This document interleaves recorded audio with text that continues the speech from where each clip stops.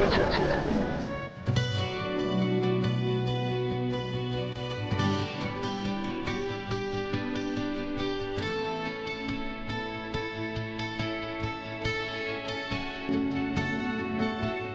bu.